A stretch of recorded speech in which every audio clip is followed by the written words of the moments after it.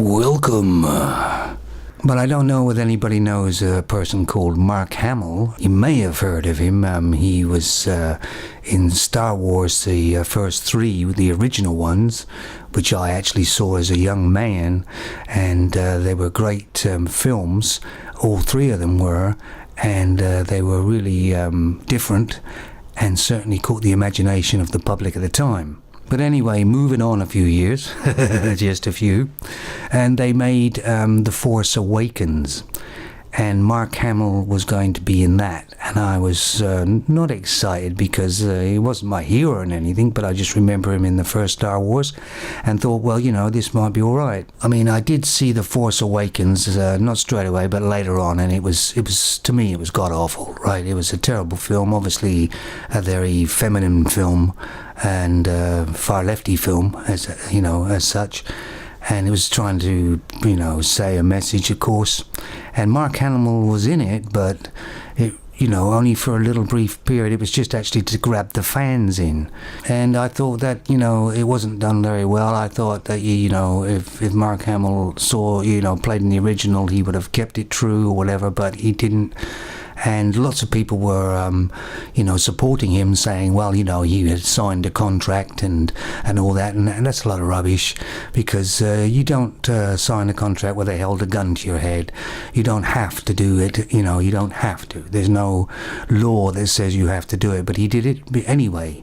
And I was wondering why he would have done that, And then the next time he was in the next film and everything, it was even worse.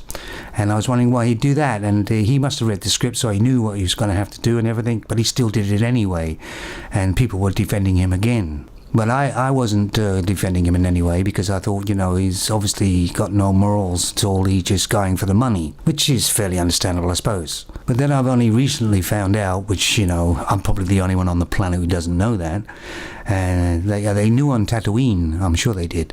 But he's a Democrat. He's been a lifelong Democrat. So that would explain completely everything. So I would assume that he knew what he was doing when he was in these films, and so he went along with it because he's a Democrat, right?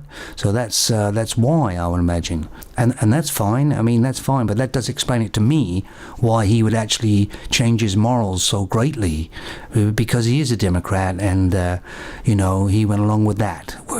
So that's fair enough.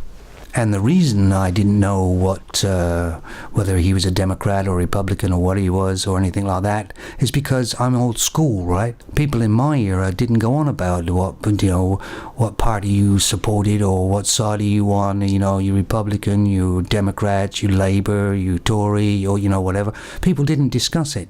It wasn't an important thing. It's not something you really discussed with anybody. It was your own personal thing.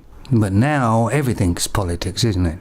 Every film is politics, comedy is politics, media is politics. You just can't get away from it now. It's just all over the place.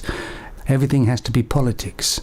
Frankly, if they took the politics out of the entertainment industry, it would be great for me. But they're not going to right now, so I don't watch any entertainment at all. So there it is then. Mark Hamill is a Democrat. I don't know how far left he is, but he's quite way left if he's going to play a part like he did, and knowing he was going to have to do that. I mean, it was obviously written down that he had to drink the milk from that thing, so he knew he was going to have to do that, and he didn't actually not do it. So, But the sad part about the whole thing is that maybe Mark Hamill doesn't see it, but all he has been is used by those films just to draw the fans in.